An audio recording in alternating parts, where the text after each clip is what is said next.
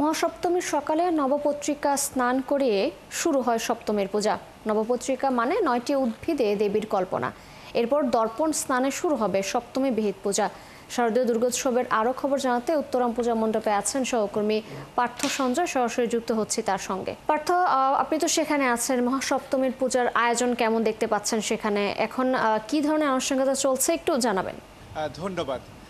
মহাসপ্তমীর শুভেচ্ছা। এই শুভ্র সকালে আমরা রয়েছি এবং সেই সকালে সপ্তমী বিহিত পূজা অনুষ্ঠিত হবে। কিন্তু মহাসপ্তমীর যে ক্ষণ সেটি হচ্ছে যে সকাল 7:30 এবং সেই 7:30-এ আমরা এখানে উপস্থিত হয়েছি। এবং আপনি যেমনটি বলছিলেন, নবপত্রিকা প্রবেশ, তার আগে নবপত্রিকা স্নান হয়ে গেছে। নবপত্রিকা মানে কি? 9টি উদ্ভিদে দেবীর কল্পনা।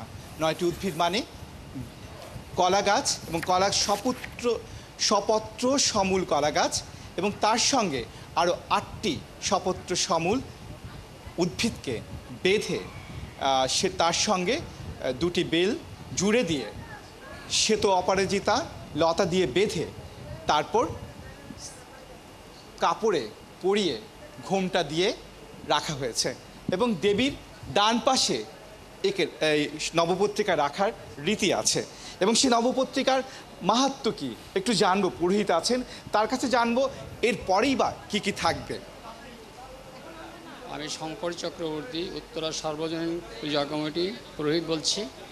আমরা নবপত্রিকা মানে কি 9টা জিনিসের মাধ্যমে, 9টা উদ্ভিদের মাধ্যমে আমরা সেটা সাজিয়ে করি এবং কল্পনা ভিত্তিক এই 9টা জিনিসের মধ্যে মা ধরিত্রীতে বিভিন্ন দ্রব্যাদির সাথে সংযুক্ত এবং সংযুক্ত থাকে, তাকে আমরা পূজা হিসেবে তাকে বরণ করে নিচ্ছি।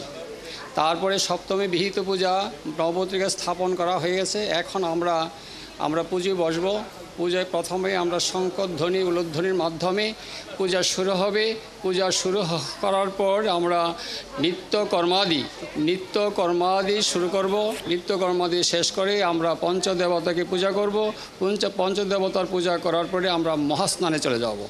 মহাস্নান শেষ করেই আমরা চক্ষুদান এবং প্রাণ প্রতিষ্ঠা আমরা শেষের মাধ্যমে ক্রমান্বয়ে প্রতিটি ঢের তাকাবেন। পুরোহিত যেমন বলছিলেন, সপ্তমী বিহিত পূজার পরেই আসলে সেই পূজাতেই চক্ষু দান করা হবে এবং তার মধ্য দিয়ে আসলে মণ্ডপে প্রাণ প্রতিষ্ঠা পাবে দেবী দুর্গার।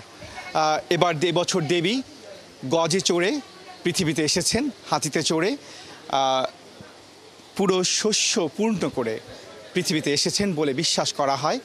এবং এবছর ঢাকায় পূজা হচ্ছে 259টি মণ্ডপে এবং পুরো দেশে পূজা হচ্ছে প্রায় 33,555 মণ্ডপে।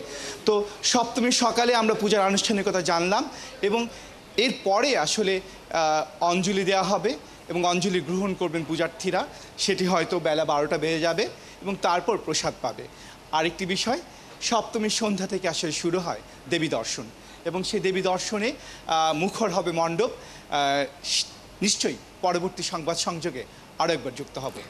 জি পার্থ, অসংখ্য ধন্যবাদ আমাদের সাথে যুক্ত হবার জন্য। আপনি সঙ্গে থাকবেন আমাদের। দর্শক, কথা বলছিলাম আমাদের সহকর্মী পার্থ সঞ্জয়ের সাথে। এবার চলে যাচ্ছি পূজার আরও খবর জানতে ঢাকেশ্বরী মন্দিরে। সেখানে আছেন আমাদের সহকর্মী ফারহানা ন্যান্সি। সরাসরি যুক্ত হচ্ছি তার সঙ্গে। ন্যান্সি, আপনি তো সেখানে রয়েছেন। মহাসপ্তমীর মূল পর্ব কি শুরু হয়েছে কিনা ইতিমধ্যে, এবং আজ কি কি আয়োজন দিয়ে দিন পার করবে সনাতন ধর্মাবলম্বীরা, সব মিলে একটু জানবো আপনার কাছ থেকে।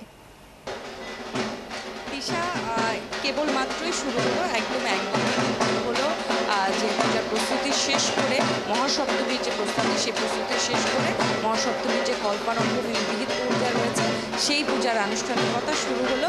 আপনি শুনতে পাচ্ছেন ঢাকের বাদ্য বাজছে, কাঁসার ঘণ্টা এবং একই সাথে শঙ্খ ও যে ধ্বনি, সেই ধ্বনিতে মুখরিত হয়ে আছে কিন্তু মণ্ডপের যে প্রাঙ্গণ, সেই প্রাঙ্গণ। এবং ভক্তরা দেবী দুর্গার দর্শন করছেন, প্রণাম করছেন। দেবী দুর্গার কাছে যে মনোকামনা, সেই মনোবাসনা, মনোকামনা আর যে আরতি, সেই আরতি নিয়ে এখানে উপস্থিত হয়েছেন এবং দর্শন করছেন। দেবী দুর্গার কাছে বিশ্বের সকল মানুষ যাতে সুখে শান্তিতে থাকতে পারে, দেশ যাতে শান্তিতে থাকতে পারে সেই প্রার্থনা করছেন ভক্তরা। সেটাই আমাদেরকে সকাল থেকে জানাচ্ছিলেন ভক্তরা। একটু ধর্মীয় আচারের কথা যদি বলতে হয়, আজকে মহাসপ্তমী সকালবেলা কল্পারম্ভ বিহিত পূজার যে আয়োজন, সেই আয়োজন এর মধ্যেই শুরু হলো। কেবল সপ্তমী পূজার সূচনা হয় ভোরে কল্পারম্ভের মাধ্যমে এবং এই পূজায় আসলে বলা হয় যে মহাসপ্তমীর পূজা আসলে দেবী দুর্গাকে পূর্ণরূপে পাওয়া যায়। সেই লক্ষ্যেই আসলে মহাসপ্তমীর যে পুজো 16টি উপাচারে দেবীর আরাধনা করা হয়। এবং আরেকটি গুরুত্বপূর্ণ ধর্মীয় আচার অনুষ্ঠান হচ্ছে নবপত্রিকা স্নান ও স্থাপন। সপ্তমীর অন্যতম প্রধান অনুষ্ঠান হলো নবপত্রিকা স্নান। সকালে পুরোহিত যে কোনো জলাশয় থেকে 9টি ভিন্ন প্রকার গাছের পাতা সংগ্রহ করে থাকেন এবং এগুলো হলো কলা, কচু, হলুদ, ধান, মান, জয়ন্তী, বেল, ডালিম, অশোক, এই 9টি গাছের পাতা একসাথে বাঁধা হয় এবং দেবী দুর্গার সাথে প্রতীকীভাবে গণেশের পত্নী রূপে পূজা করা হয়। নবপত্রিকাকে অনেক সময় কলা বউ নামেও ডাকা হয়। আর একটু জানিয়ে রাখি, নবপত্রিকাকে স্নান করিয়ে নতুন কাপড় এবং সিঁদুর পরিয়ে শোভাযাত্রার মাধ্যমে কিন্তু মণ্ডপে আনা হয় এবং দেবী মূর্তির ডান দিকে এটা স্থাপন করা হয়।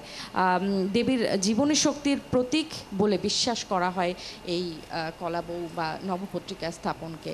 এবং নবপত্রিকা স্থাপনের পর যে আরেকটি গুরুত্বপূর্ণ আচার হচ্ছে প্রাণ প্রতিষ্ঠা ও চক্ষুদান।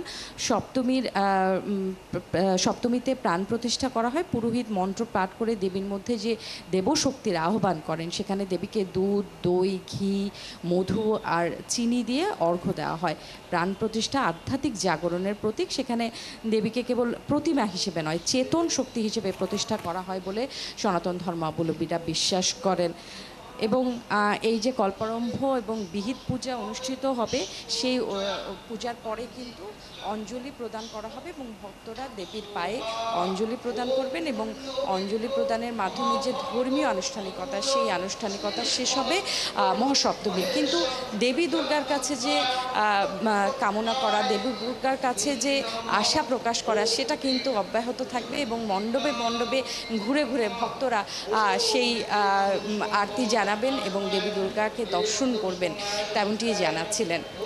জি ন্যান্সি, অসংখ্য ধন্যবাদ আপনাকে আমাদের সাথে যুক্ত হবার জন্য। আপনি সঙ্গে থাকবেন নিশ্চয়ই, পরবর্তীতে আমরা আবারও আপনার মাধ্যমে দর্শকদের এই বিষয়ে জানাতে পারবো। দর্শক, কথা বলছিলাম সহকর্মী ফারহানা ন্যান্সির সাথে, তিনি যুক্ত ছিলেন ঢাকেশ্বরী মন্দির থেকে। কেবল রাজধানী নয়, মহাসপ্তমীর আয়োজন চলছে জেলায় জেলায়। এ পর্যায়ে নাটোরের দুর্গোৎসবের খবর জানতে চাই, সেখানকার লালবাজার এলাকা থেকে যুক্ত হচ্ছেন সহকর্মী বুলবুল আহমেদ। বুলবুল, আপনার সেখানে মণ্ডপগুলোতে আজ কি কি আয়োজন রয়েছে, সব প্রস্তুতি মিলিয়ে, আনুষ্ঠানিকতা মিলিয়ে সেখানে কেমন চলছে, সব মিলিয়ে একটু জানবো।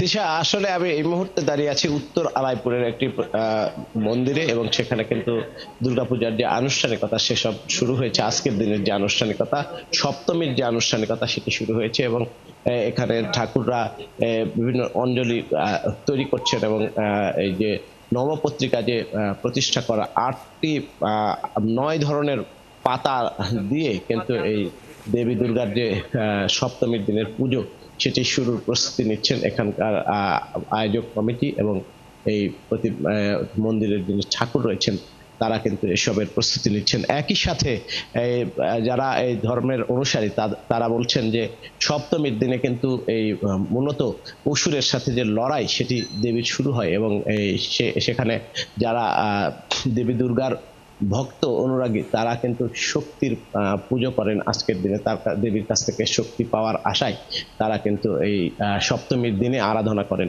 এবং আমরা এখানে যে ঠাকুর রয়েছেন, ঠাকুর মশাই, একটু কথা বলবো আপনার সাথে, জানতে চাই। আমার দাদা এখন কথা হবে না, এখন পূজার সময় চল, আজ সপ্তমী পূজা চলছে, পূজা চলছেন এবং তিনি বলছেন যে এই পুজো যেহেতু চলমান, তার ভিতরে তিনি কথা বলার যে বিষয়টি সেটি এড়িয়ে যেতে চাচ্ছেন এবং নাটোর জেলায় 368টি মন্দিরে পুজো উদযাপিত হচ্ছে এবছর। এরই ভিতরে জেলা প্রশাসনের পক্ষ থেকে জিআরের চাউল দেওয়া হয়েছে 500 কেজি করে, এবং সেগুলো দিয়ে কিন্তু মন্দিরের যে লোকজন আসছেন তাদের আপ্যায়নের ব্যবস্থা করা হচ্ছে এবং নিরাপত্তার যে ব্যবস্থা সেটি কিন্তু এবছর খুবই গুরুত্ব সহকারে দেখা হচ্ছে এবং জেলা মনিটরিং কমিটি করা হয়েছে। পূজা উদযাপন পরিষদ রয়েছে। নাটোর জেলার কোথাও এবছর এখন পর্যন্ত কোনো অপ্রীতিকর ঘটনা ঘটে নাই, যদিও ঢাকার যে কেন্দ্রীয় পূজা উদযাপন পরিষদ আছে সেখানে একটি সংবাদ সম্মেলনে গত 2 দিন আগে বলেছিলেন যে নাটোরে একটি মন্দির ভাঙার ঘটনা ঘটেছে। আসলে এই ঘটনার কোনো বাস্তবতা পাওয়া যায়নি, এই ধরনের কোনো ঘটনার অস্তিত্ব নাটোরে খুঁজে পাওয়া যায়নি। সেটি নিয়েও কিন্তু প্রশাসন এবং হিন্দু ধর্মের যারা অনুসারী পূজা উদযাপন পরিষদ তারাও খুব জানাচ্ছিলেন যে তাদের এখানে ঘটনা ঘটলো না, অথচ জি বুলবুল আহমেদ, আপনাকে ধন্যবাদ। আপনি আমাদের সঙ্গেই থাকুন, খোঁজ খবর রাখতে থাকুন। দর্শক, মহাসপ্তমীর খবরাখবর নিয়ে যুক্ত ছিলেন নাটোর থেকে আমাদের সহকর্মী বুলবুল আহমেদ।